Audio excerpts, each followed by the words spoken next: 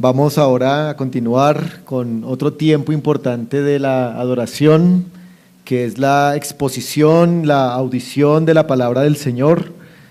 Vamos entonces a ubicarnos ahí en el pasaje, Mateo, capítulo 6, y en particular vamos a estar revisando hoy los versículos 7 y 8.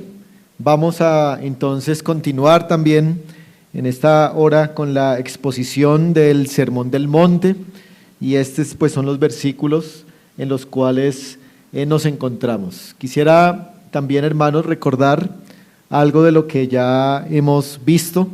Estamos en una sección donde el Señor Jesucristo nos está enseñando cuál es la manera correcta de practicar la religión cristiana. ¿Cuál es la manera correcta de practicar la religión cristiana? Y el Señor toma como ejemplo tres prácticas de la piedad, tres prácticas de la verdadera religión, para explicarnos cómo es que se deben practicar.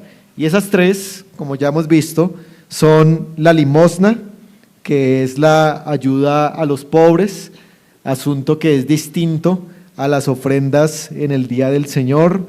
También estamos ahora inmersos en el tema de la oración, y luego el Señor Jesucristo trata también el tema del ayuno. Pero respecto a la oración, que es de lo que ya hemos estado hablando por varios domingos, debemos recordar lo que Cristo ha dicho acerca de la oración en el versículo 5, al principio, para ponernos en contexto. Cristo dice allí: y cuando ores, no seas como los hipócritas. Así que Cristo ya ha corregido un primer error en la práctica de la oración, y es la oración que denominamos la oración hipócrita, esa oración que se hace solamente para llamar la atención hacia uno mismo. En la exposición de hoy vamos a centrarnos en el segundo error de la oración que Cristo quiere corregir, y ese segundo error es la oración como los gentiles la hacen o la hacían en el tiempo de Él, y por eso he titulado a esta exposición "Corrigiendo las vanas repeticiones de nuestra oración". Ese es el título, de eso es lo que en esta hora vamos a hablar: corrigiendo las vanas repeticiones en nuestras oraciones. Y básicamente, hermanos, lo que quiero que aprendamos a la luz de este pasaje es que para corregir esta mala práctica de las vanas repeticiones en la oración, hay que tener un entendimiento adecuado de un atributo de Dios, que es el atributo de la omnisciencia divina. ¿Sí? Vuelvo a reiterar, hermanos, esa es la proposición de este sermón. Vamos a aprender que la manera de corregir la vana repetición en la oración es entendiendo bien un atributo de Dios que se expone en este pasaje, y es la omnisciencia de Dios. Es decir, que lo que Cristo argumenta es que si entendemos la omnisciencia de Dios, vamos a orar correctamente. Si no entendemos la omnisciencia de Dios, no vamos a orar correctamente. Así que vamos, hermanos, a ir a considerar este pasaje en dos divisiones principales. Primero, vamos a ver la naturaleza de las vanas repeticiones, es decir, qué significa hacer vanas repeticiones en nuestras oraciones. Y luego, en segundo lugar, vamos a ver cómo corregir estas vanas repeticiones. Esos son los dos grandes puntos que en esta hora vamos a exponer. Primero, vamos a ver qué son o cuál es la naturaleza de las vanas repeticiones, y luego vamos a ver cómo corregir las vanas repeticiones. Así que empecemos, hermanos, viendo en primer lugar qué es una vana repetición en nuestra oración. Para poder describir lo que es una vana repetición el Señor Jesucristo utiliza dos términos en griego en este pasaje. En el versículo 7 aparecen estos dos términos. Cristo dice allí, y orando, no uséis, y ahí viene el primer término, vanas repeticiones, un término interesante en griego, y luego el segundo término es, sigamos leyendo, como los gentiles que piensan que por su palabrería, ese es el segundo término, serán oídos. Así que estos dos términos, subrayémoslos en nuestra mente. El término vanas repeticiones y el término palabrería. Esos dos términos son muy parecidos, aunque son diferentes, son muy similares, pero vamos a ver cada uno de estos términos para entender cuál es la naturaleza de una vana repetición en la oración. El primer término que aparece allí, vanas repeticiones, es un término que describe la acción de repetir palabras sin darle ningún nuevo contenido a lo que se está diciendo. Una vana repetición es usar palabras de más o amontonar muchas palabras para decir exactamente lo que se pudiera decir con una sola palabra. Eso significa el término vana repetición. Esta palabra es parecida al término balbucear o balbuceo. ¿Qué es un balbuceo? Es como cuando un bebé repite cierto sonido con su boca, pero que realmente no tiene ningún sentido en sí, o no añade algún significado a lo que el bebé trata de decir. Eso significa también la vana repetición. Es cuando, mientras estamos en la oración, empezamos a mencionar y a apilar y a pronunciar palabras y palabras de tal manera que no estamos añadiendo ningún nuevo significado a la oración que estamos haciendo.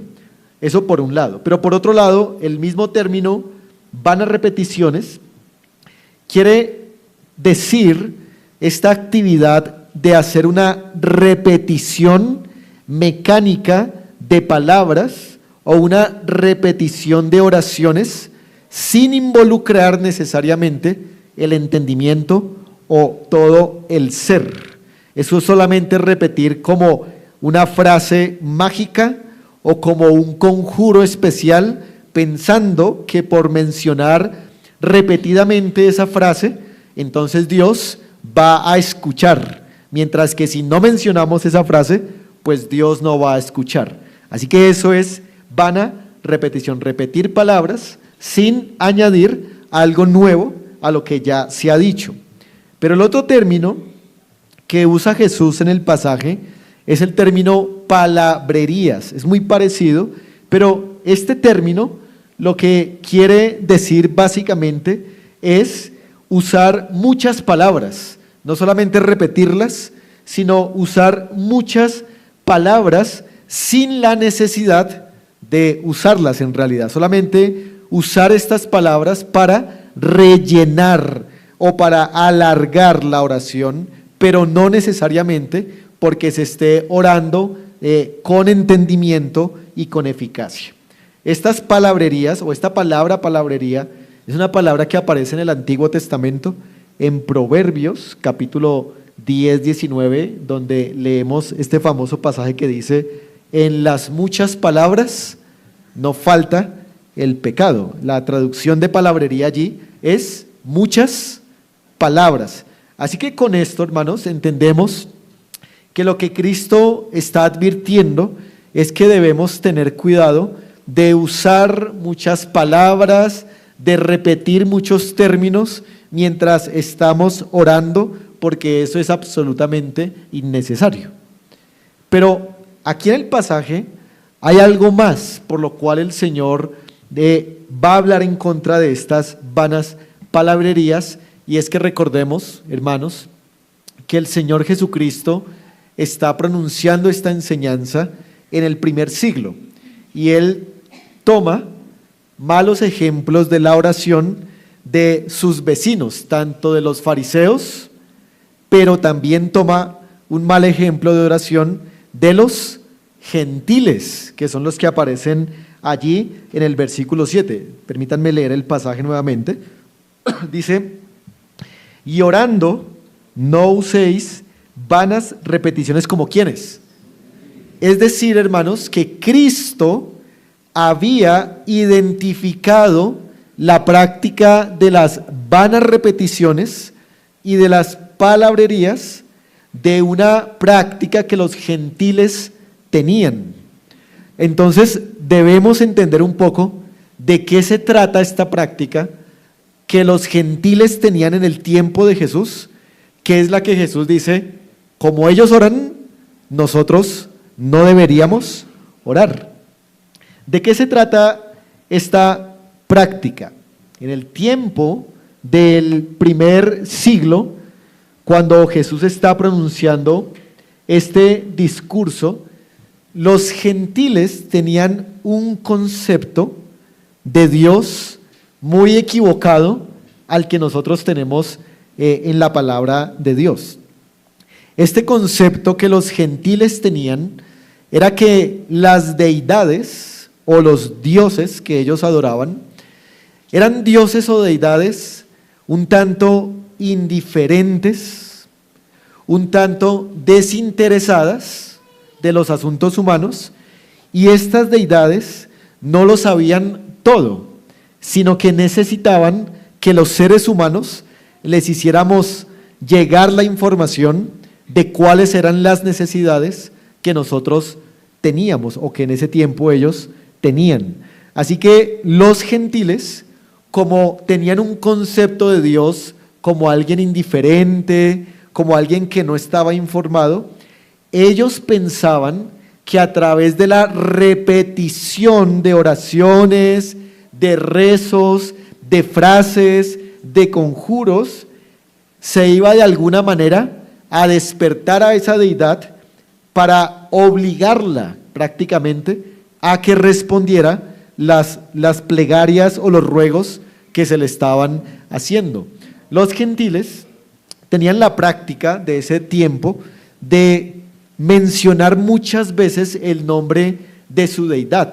Repetían el nombre y repetían el nombre como tratando de despertar a la deidad, y repetían muchas veces la misma petición de una manera exagerada, porque recuerden que ellos pensaban que esa era la forma para despertar a un Dios que era indiferente o que estaba durmiendo. De manera que la razón por la que los gentiles repetían palabras y hacían vanas repeticiones era porque tenían un concepto equivocado de Dios. Ellos pensaban que había que despertar a Dios, que había que sobornarlo a través de una frase especial o de la repetición de un conjuro para que Dios entonces actuara en favor de ellos. Y por eso el versículo 7 dice algo, vamos a leerlo otra vez: y orando, no uséis vanas repeticiones como los gentiles, y aquí está la frase, dice en otra versión, que asumen o que creen que por su palabrería serán oídos. Entonces ellos pensaban que si aumentaban muchas palabras y lo repetían y hasta gritaban, entonces Dios iba a ser despertado y iba a empezar a actuar en favor de las peticiones que ellos estaban haciendo. Esto nos deja ver, hermanos, un principio clave para esta enseñanza, y es que dependiendo del concepto de Dios que usted y yo tengamos, pues así va a ser nuestra oración. Así va a ser nuestra oración. Si tenemos un correcto concepto acerca del Dios de la Biblia, conocemos correctamente sus atributos, nuestras oraciones van a mejorar. Pero si nuestro concepto sobre Dios es defectuoso, para poder entender más la naturaleza de lo que es una vana repetición, un par de ejemplos o varios ejemplos, tanto dentro de la Biblia como fuera de la Biblia, de este tipo de oraciones que los gentiles ofrecían en el tiempo de Cristo. Un primer ejemplo, que yo sé que todos, hermanos, conocemos y podemos recordar fácil, es el ejemplo de la disputa que tiene el profeta Elías con los falsos profetas de Baal en el monte Carmelo. Eso está en el primer libro de Reyes, capítulo 18. Quiero que me acompañen allí en sus Biblias. Primer libro de Reyes, capítulo 18.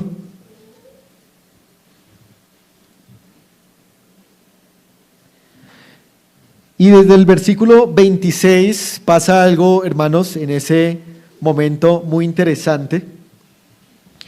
Y es que los profetas de Baal empiezan a orar, así como ellos oraban, a orar para pedir a su deidad que hiciera algo con ese sacrificio, con ese buey que estaba allí. Y en el versículo 26 quiero que notemos lo que se nos dice.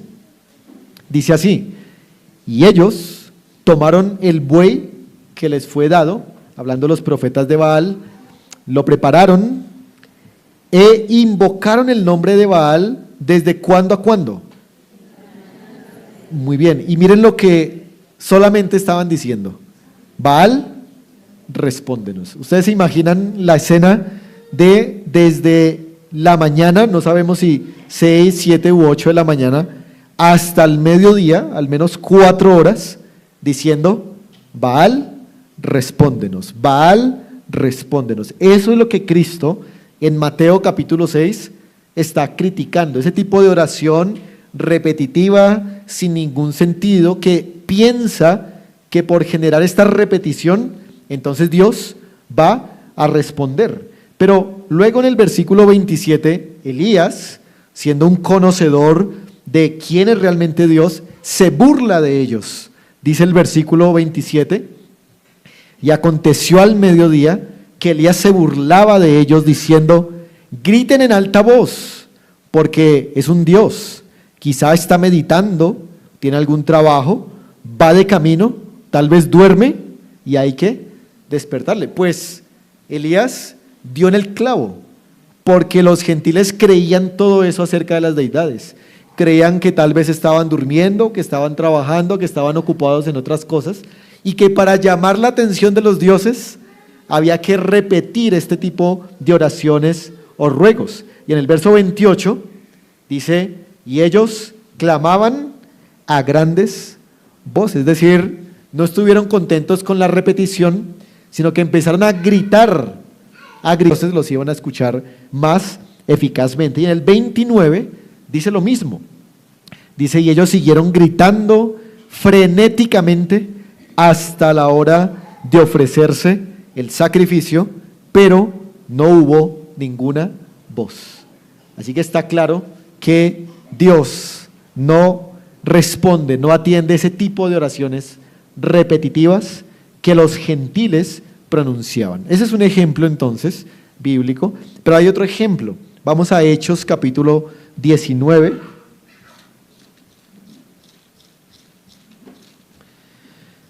Versículo 34, tenemos allí algo similar a lo que acabamos de ver en el primer libro de Reyes, y es al apóstol Pablo quien está denunciando la idolatría griega frente a esta diosa conocida como Diana de los Efesios, y la ciudad está en un completo alboroto porque Pablo está hablando que Diana de los Efesios simplemente es una estatua hecha por mano de hombres, y que las estatuas hechas por mano de hombres no son dioses. Eso es lo que ha predicado Pablo.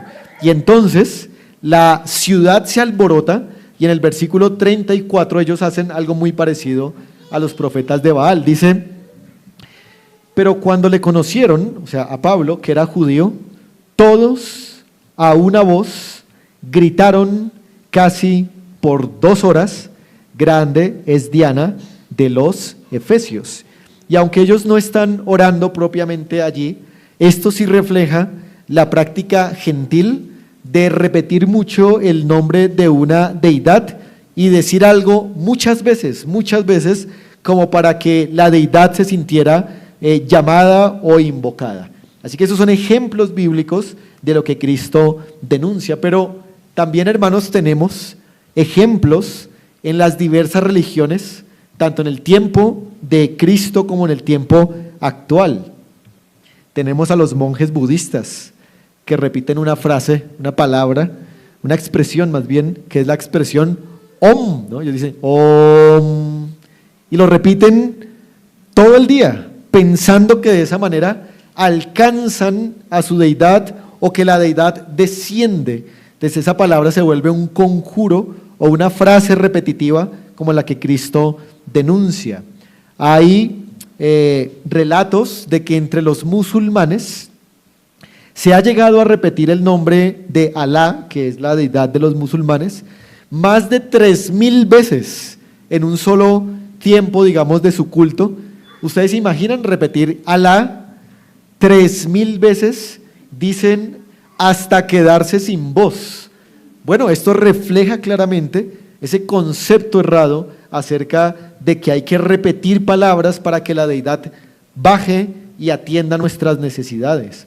Pero no podemos dejar tampoco por fuera la tradición católico-romana de la que la mayoría de nosotros venimos, en donde si usted va, ¿no?, a confesarse ante un cura, el cura le dice, bueno, por estos pecados tienes que repetir tantos Padres Nuestros y tienes que repetir tantas Aves Marías, y a nuestros, entre más Ave María, más posibilidad hay de alcanzar alguna bendición de parte de Dios. Cristo está claramente denunciando esto.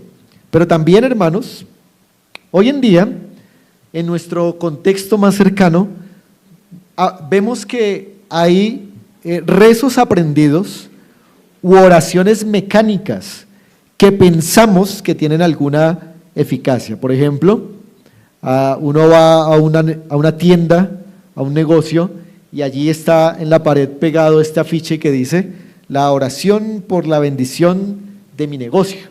Y entonces se cree, ¿no?, que esa oración de alguna manera es tan eficaz que va a traer la bendición de Dios en el negocio. Entonces cada mañana el tendero o el dueño va a hacer esa oración por la bendición del negocio, ¿no? Eso es totalmente errado a la luz de lo que estamos viendo. O la oración por la salud también, o la oración por la familia, o si usted ha sido víctima de eso, le llega, ¿no?, el mensaje a uno de la cadena de oración, ¿no? Haz esta oración para que hoy el Señor te prospere, y entonces esa oración se repite y se repite. O tenemos también la famosa oración de fe para salvación, ¿no? Entonces dile al Señor que eres pecador, que te arrepientes y que a partir de hoy entregas tu vida a Cristo. Repite esa oración, porque es que esa oración tiene un efecto salvador si la repites. Entonces esto se convierte en un conjuro, ¿sí?, en un conjuro en el que con esas palabras específicas hay un poder que hace a la deidad moverse a nuestro favor. Bueno, todo esto es lo que Cristo está demandando o está advirtiendo. Pero si nos movemos más al contexto de nuestra iglesia local, muchas veces, hermanos, y quisiera decirlo pues con cuidado y respeto a los hermanos que oran en público, a veces la oración se vuelve repetitiva en los términos que se usa. Por ejemplo, hay un término que se repite mucho cuando algunos hermanos o hermanas quizá oran, y es Señor, ¿no? Señor, Señor, ayúdame, Señor, porque te necesito, Señor, Señor, haz esto, Señor, y repiten Señor, Señor, Señor, y lo que hay detrás de eso, hermanos, es la falsa creencia que Dios tal vez no lo está escuchando, y por eso tiene que repetir tantas veces el término Señor, Señor, Señor. O incluso en nuestra oración privada, nosotros podríamos decir Señor, ayúdame, te lo pido, te suplico que me ayudes, ayúdame por favor, necesito tu ayuda, amado Dios. Eso es, hermanos, añadir palabras sin ser específico y sin añadir nuevo contenido. No importa que usted lo diga muy emocionalmente, oh Señor, te pido.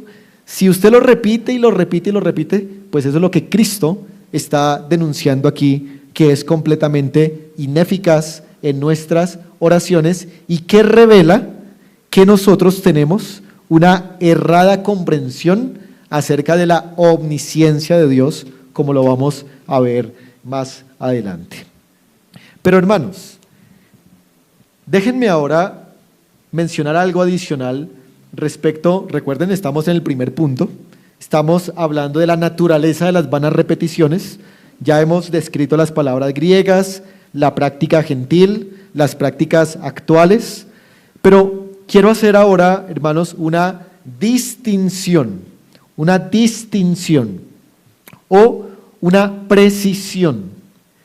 Hay que distinguir, hermanos, entre las vanas repeticiones y las legítimas repeticiones. ¿Sí? Hay vanas repeticiones, que es lo que Cristo está condenando, pero también hay legítimas repeticiones. Es decir, ¿qué es lo que el Señor condena aquí? ¿Y qué es lo que no condena? Hay que tener cuidado. ¿Qué es lo que condena el Señor y qué es lo que no condena? El Señor no condena lo siguiente, al menos 3 cosas no condena el Señor. Primero, el Señor no condena o no está en contra de que nuestras oraciones sean extensas, ¿sí? El Señor no condena eso, antes el Señor quiere que nuestras oraciones sean extensas, ¿sí? Él quiere que le oremos.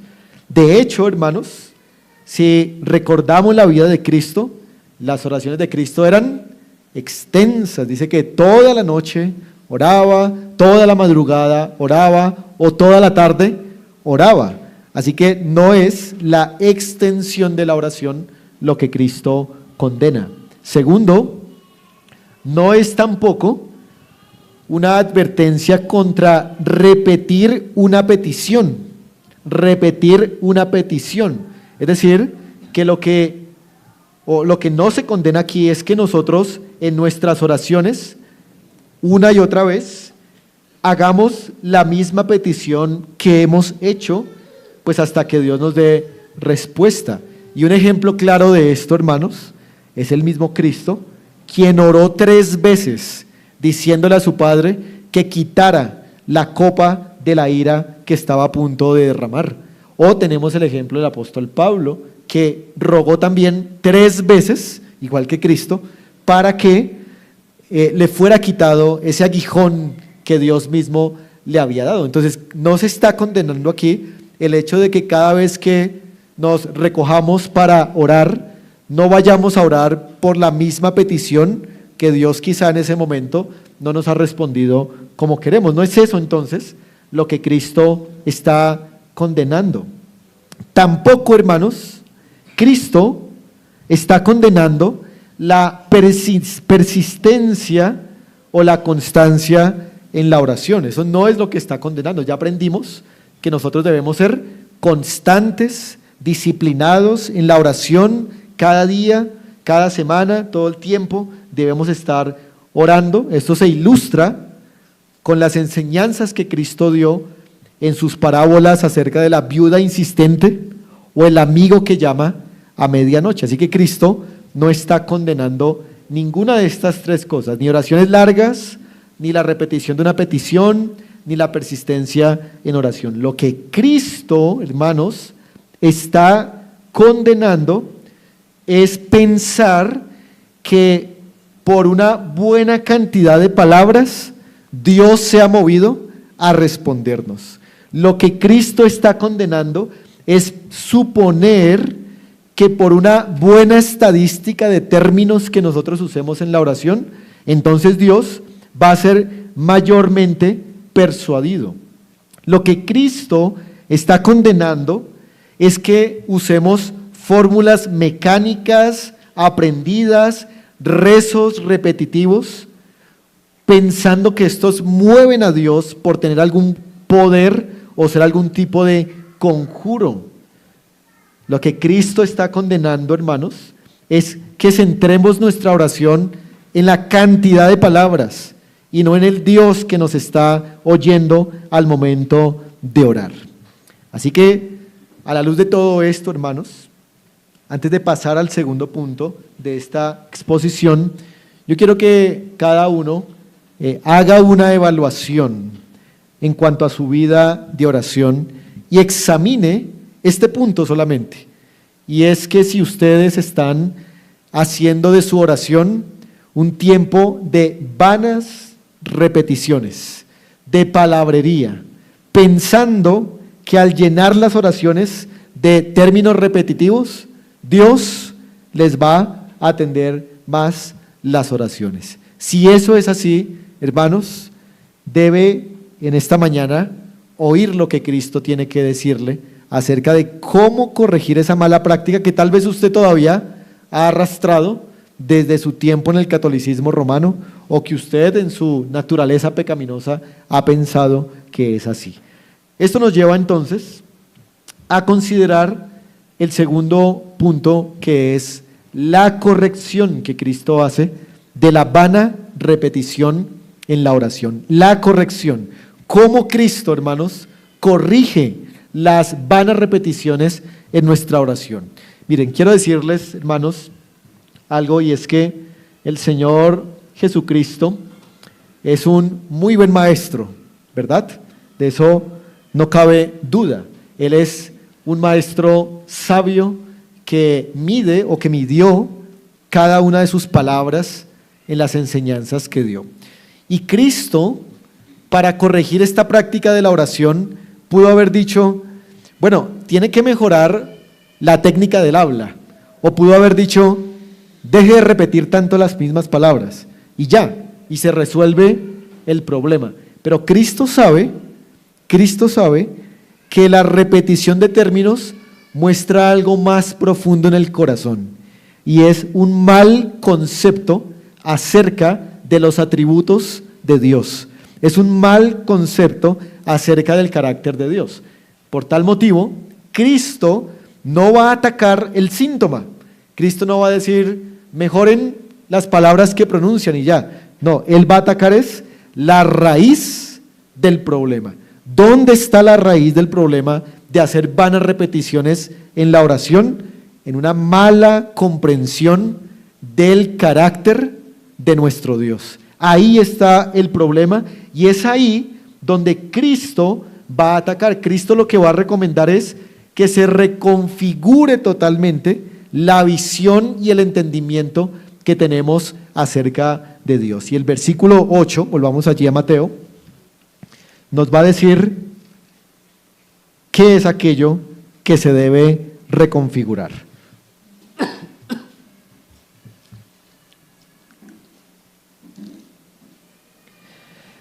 Dice el versículo 8, ahí está, hermanos, la corrección de raíz que Cristo da. Dice, no os hagáis pues semejantes a ellos, y da la razón, porque vuestro Padre sabe de qué cosas tenéis necesidad antes que vosotros la pidéis. Ahí está, hermanos, la corrección de raíz que Cristo da. ¿A qué se refiere esto? Esto se refiere, en primer lugar, a la doctrina de la omnisciencia divina. Cuando dice, vuestro Padre sabe, ese sabe, y cuando dice, antes de que ustedes pidan, Él sabe, pues son referencias de la omnisciencia de Dios. Sin embargo, hermanos, vamos a analizar la manera como Cristo lo dice, porque Cristo lo dice de una forma muy interesante. O sea, Él no solamente dice, aprendan sobre la omnisciencia, eso les va a ayudar, sino que Cristo usa una serie de palabras milimétricamente puestas allí para enseñarnos qué cosa de la omnisciencia de Dios es la que nos va a ayudar a orar mejor. Lo primero que Cristo dice es, vuestro Padre sabe. esa frase, hermanos. Vuestro Padre sabe. Cristo no dice, Dios sabe. Mire que no usa el término Dios, sino que Cristo usa el término Padre y usa el vuestro. Vuestro Padre sabe. Y eso es importante enfatizarlo aquí. Porque lo que Cristo quiere hacer es hablarnos de la omnisciencia de Dios, no en los términos de una deidad que está lejana. Una deidad que lo sabe todo, pero que está lejana y distante. Sino que lo que Cristo quiere hacer es hablarnos de la omnisciencia de Dios en los términos de un Padre celestial que está cercano e interesado en nuestras necesidades. Cristo pudo haber dicho, Dios sabe lo que ustedes necesitan, pero Él dijo fue, vuestro Padre sabe, porque es diferente decir que Dios sepa a que nuestro Padre sepa. Y les voy a poner un ejemplo, una ilustración, no es perfecta, hermanos, pero a mí me ayuda quizá a entender un poco, espero que a ustedes también. Imagine una empresa y imagine el jefe, ¿no? Como lo mencionábamos en la oración esta mañana, el pastor Andrés lo mencionaba. Los jefes pues no son muy buenos con sus empleados, a veces son codiciosos, impetuosos, bueno. Y también imagine ese mismo jefe, no solo en la relación con sus empleados, sino en la relación con su propio hijo. Entonces el jefe tiene dos relaciones, con su propio hijo y con sus empleados. El jefe puede saber, de hecho los jefes saben muchas veces cuáles son las necesidades de sus empleados, pero los jefes no siempre están ni interesados ni dispuestos en suplir las necesidades de sus empleados. Pero para este jefe no es lo mismo su hijo. Él sabe lo que necesita su hijo y de hecho está trabajando porque está interesado en suplir las necesidades de su propio hijo. Así como este jefe, que puede saber lo de los empleados y no lo suple necesariamente, pero que sabe lo de su hijo y lo suple necesariamente debido a la relación que tiene con su hijo, así mismo, hermanos, sucede con nosotros. Dios es Padre para nosotros y es un Padre que lo sabe todo. Y no solamente lo sabe, sino que como Padre, por naturaleza de un Padre, está dispuesto a suplir nuestras necesidades más profundas y aún las que no conocemos. Por eso es importante, hermanos, señalar en el pasaje que no se presenta la omnisciencia de Dios a modo general, sino que se presenta la omnisciencia en los términos de una relación filial con Dios, de un padre con un hijo. Entonces, hermanos, aquí hay algo que no se puede dejar de mencionar. Y es que cuando venimos a orar, debemos ser conscientes que venimos a un Padre, es un Padre celestial. Pero ojo, porque si alguno aquí no está en Cristo, Dios no es su Padre. Dios es Dios, es su Dios, pero no su Padre, es diferente y ahorita voy a mencionarlo otra vez. Pero los cristianos deben venir a orar a su Padre con la conciencia de que este Padre ya sabe todo lo que usted le va a decir y ya sabe todo lo que usted siente y tiene. Entonces por eso usted no va a caer en la tontería de empezar a repetir tantos términos y como a tratar de informar a Dios, porque es que Él ya lo sabe, porque es omnisciente y además es su Padre. Entonces usted no necesita llamar la atención de Él porque Él está muy dispuesto, debido a la relación filial que tiene con usted por medio de Cristo, de atender sus súplicas. Así que eso va a cambiar mucho la manera como nos acercamos a orar. Pero déjenme decir algo que estaba mencionando, y es que puede que aquí entre nosotros hayan personas que no tienen a Dios como su Padre. Creen que Dios es su Padre, creen que toda su vida han hecho oraciones a Dios como su Padre, pero Dios no es, hermanos, y no es, queridos amigos, Padre de todos. Él solamente es Padre de algunos. ¿Y quiénes son esos algunos? La Biblia lo dice en Juan 1:12, a los que le recibieron, a los que creen en su nombre, les dio la potestad de ser hechos hijos de Dios. Solamente la persona que ha confiado de verdad en Jesucristo, que ha reconocido su condición de pecado y su miseria, y que se ha entregado para que Cristo lo salve, solo aquella persona es un hijo de Dios al que el Padre está atento en responder sus oraciones. A nadie más. Así que si aquí en esta mañana hay alguien que no ha creído en Cristo y que piensa que Dios es su Padre, está equivocado, porque se requiere proceder a la fe y al arrepentimiento primero para que Dios se vuelva nuestro Padre. Pero además, hermanos, en el versículo 8, la segunda parte, llama poderosamente también nuestra atención. Dice el versículo 8 al final, que vuestro Padre sabe antes que vosotros le pidáis.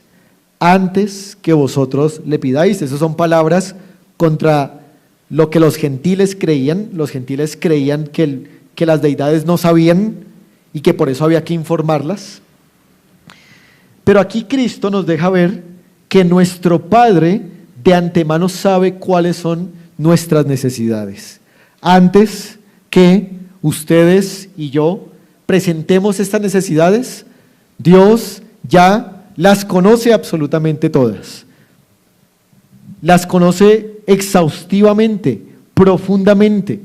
Por lo tanto, cuando oramos, quítese la idea, y yo me la estoy quitando también, de que venimos a decirle algo a Dios que Él no sabe, o decirle algo a Dios que a Él se le olvidó examinar, o que Él se le olvidó revisar, o que se le pasó por alto. No, hermanos, la oración entonces no es para informar a Dios. Quítese eso de su construcción teológica, eso no es verdad. No oramos para que Dios sepa qué es lo que tenemos o lo que sentimos. Oramos por otras cosas, pero no por esto. Entonces, si intentamos ahora orar sabiendo que Dios sabe nuestra necesidad, pues las palabrerías, el show, ¿cierto? Todo eso se quita, todo eso se acaba, porque entonces oramos con una mente renovada, diferente, conociendo que el Padre sabe y que está dispuesto a atendernos. Yo les pongo un ejemplo, hermanos, no sé si les parece bien que se prendan los ventiladores, hermanos, para el calor, pero también, hermanos, quisiera poner una ilustración aquí en cuanto a esto mismo que estoy mencionando. Piense que usted, hermanos, tienen una cita en el médico, y hasta donde yo tengo comprensión, en el médico tienen algo en el sistema que se conoce como la historia clínica, ¿sí? Que son todos los antecedentes de lo que usted ha padecido, de las urgencias que ha tenido, los exámenes que le han hecho, los huesos que se ha partido. Entonces, ahí está todo en el historial clínico.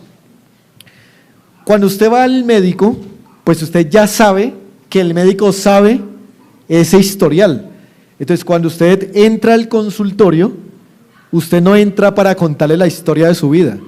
Usted no dice, bueno, médico, cuando yo tenía 8 años me pasó esto, cuando tenía 12 esto.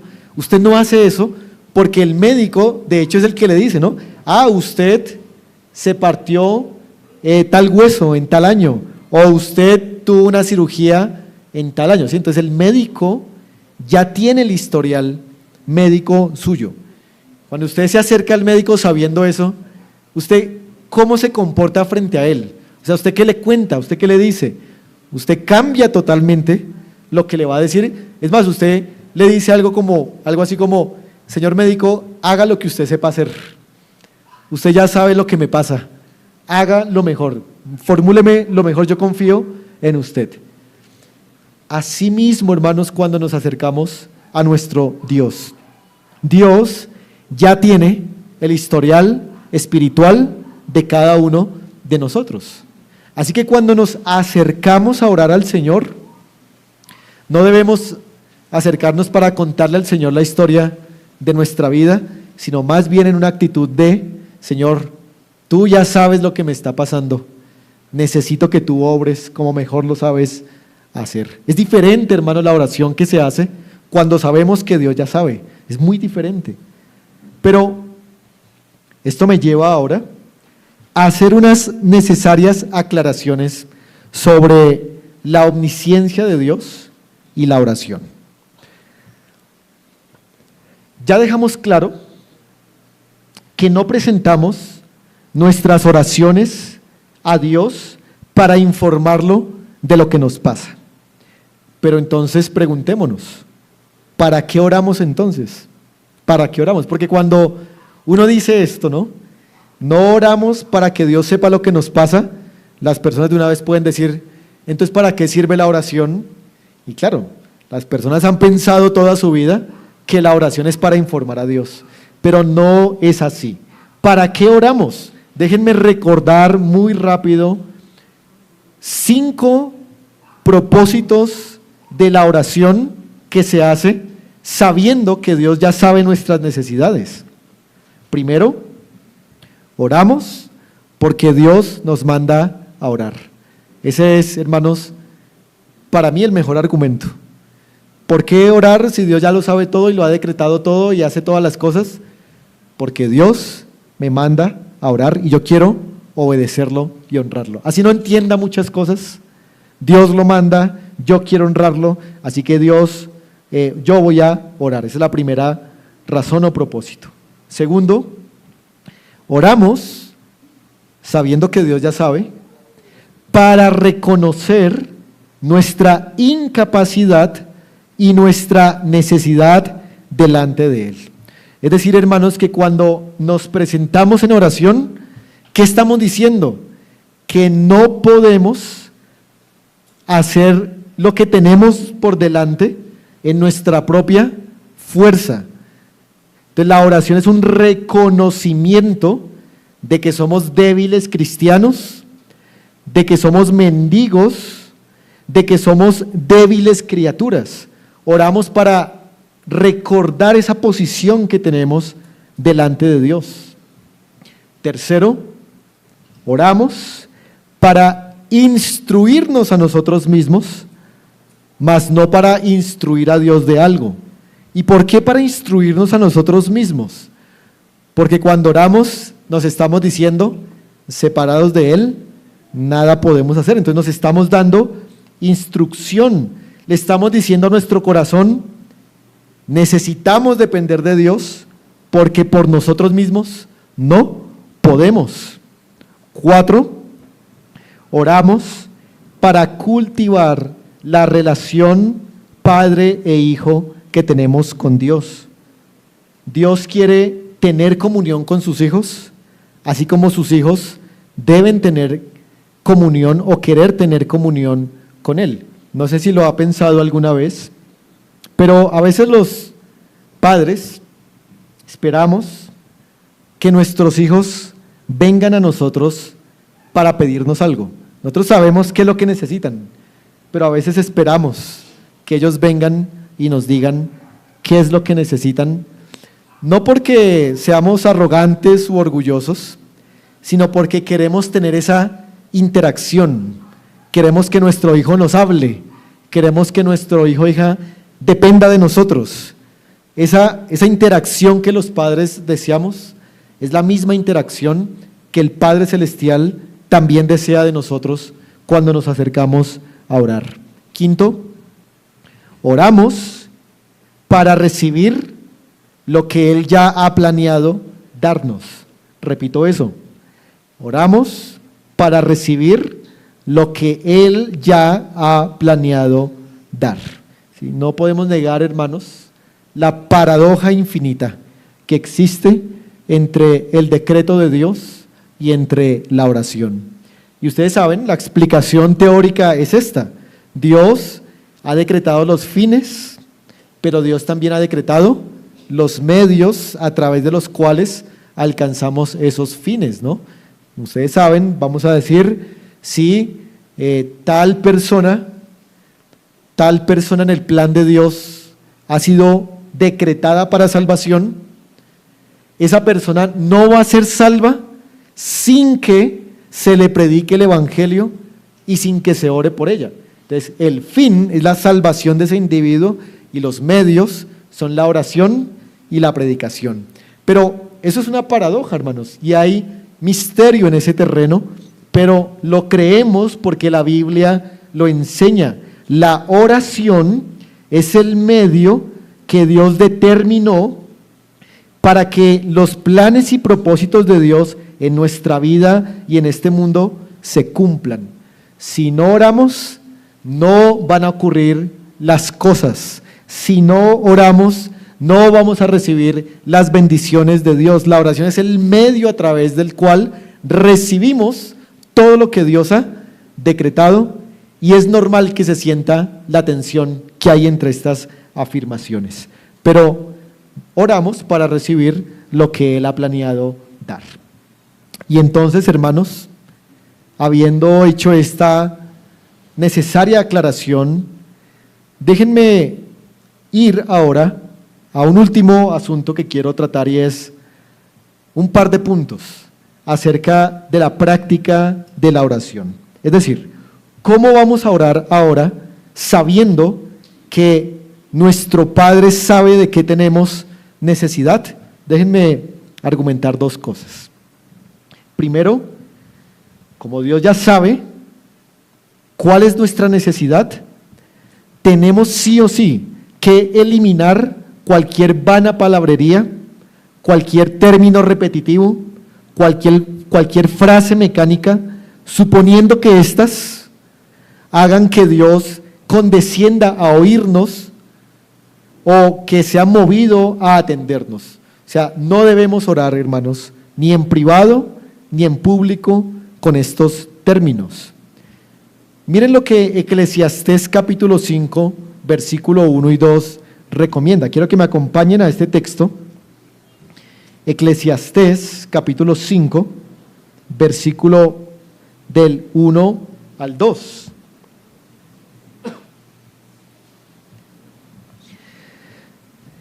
Dice así: cuando fueres a la casa de Dios, guarda tu pie y acércate más para oír que para ofrecer el sacrificio de los necios, porque no saben que hacen mal. Versículo 2, 5:2 de Eclesiastés: no te des prisa con tu boca, ni tu corazón se apresure a proferir palabra delante de Dios, porque Dios está en el cielo, tú sobre la tierra.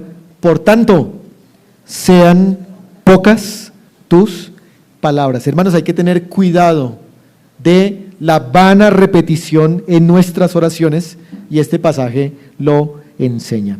Más bien, ¿dónde debe estar nuestra confianza al momento de orar? No en el volumen de nuestras palabras, sino, hermanos, al orar, escuchen esto, al orar, nuestra confianza está depositada en la justicia de Jesucristo con la que estamos revestidos. Es ahí donde depositamos la confianza. Somos escuchados no por lo cuantioso de nuestra oración, sino porque Cristo nos ha regalado su justicia. Nos presentamos ante Él vestidos de la justicia de Jesucristo. Somos amados por causa de Jesucristo, y por eso es que el Padre oye nuestra oración. El ángel le dijo al profeta Daniel: al principio de tus ruegos fue dada la orden, porque tú eres muy amado. Miren que el ángel no le dijo: al principio de tus ruegos fue dada la orden de responder, porque es que tú oras muy bien, Daniel, o porque tú oras 3 veces al día, o porque tú eres muy valiente, o porque tú tienes unas buenas obras. No, tú eres muy amado. ¿Y por qué era muy amado? ¿Cómo puede ser muy amado alguien? Solamente estando en Cristo, solamente estando revestido y unido a la persona de Jesucristo. Así que ahí pongamos nuestra confianza cuando oremos, no en la calidad o cantidad de nuestra oración, sino más bien en que nos presentamos vestidos de la justicia de nuestro Señor Jesucristo. Pero un segundo argumento o una segunda manera de practicar correctamente la oración la encontramos en el mismo pasaje de Mateo. Vamos a ir allí nuevamente, Mateo capítulo 6. Rápidamente vamos allí, hermanos, Mateo capítulo 6. Y el versículo 9 nos va a decir cómo es que entender la omnisciencia paternal de Dios nos ayuda a orar. Versículo 9 dice: vosotros pues oraréis así. Es decir, en lugar de orar como los gentiles, van a tener que orar de esta manera. Y como lo veíamos esta mañana, el énfasis de esta oración del Padre Nuestro no está en nuestras necesidades, sino que el énfasis de esta oración del Padre Nuestro está puesto en lo que Dios quiere para este mundo. En otras palabras, hermanos, lo que Cristo está diciendo es que, como ya sabemos que el Padre sabe nuestras necesidades, pues no llenemos nuestra oración con solo nuestras necesidades, no le demos prioridad a eso, sino que démosle prioridad en la oración a los deseos de nuestro Padre en este mundo. Así que miren cómo cambia, hermano, la perspectiva al entender que ahora oramos a un Padre que lo sabe todo y que por eso no debemos gastar tanto tiempo informándolo de cómo nos sentimos. No, la oración del Padre Nuestro nos enseña que la oración está hecha para pedir por los propósitos de Dios en este mundo, aunque hay una petición que también da lugar a nuestras necesidades, ¿no? Danos el pan de cada día, pero principalmente son los deseos de Dios, los propósitos de Dios por los que nosotros debemos pedir. Y esto nos lleva, hermanos, a la conclusión y aplicación de este pasaje que ha sido expuesto hoy. Hermano, nuevamente le animo a que pueda evaluar, examinar su forma de orar, porque en su forma de orar, tal vez usted está diciendo algo acerca de su convicción sobre Dios. Toda la manera como usted ora dice algo acerca de quién cree usted que es Dios. Así que tenga cuidado y ore entendiendo que Dios es omnisciente, que Él lo sabe todo y que ya conoce nuestras necesidades. Pero quiero también hablar a toda la iglesia y especialmente mencionar el tema de las reuniones congregacionales de oración. Ustedes saben, tenemos oración congregacional mientras este culto ocurre, también oración congregacional los miércoles. Hoy en la mañana tuvimos un tiempo especial de oración congregacional. En esos tiempos de oración congregacional, hermanos, tengamos cuidado, oremos con sencillez, aunque con profundidad al mismo tiempo. Recordemos, mientras estamos orando en esos tiempos de oración, que no estamos criticando lo extenso de una oración, sino que estamos criticando como Cristo lo hace, que confiemos que la oración va a ser más oída por repetir frases, por incrementar palabras o por pensar que hay frases que hacen que Dios se ha movido más que otras frases. No, la eficacia de la oración depende de estar en Cristo y de la obra del Espíritu Santo.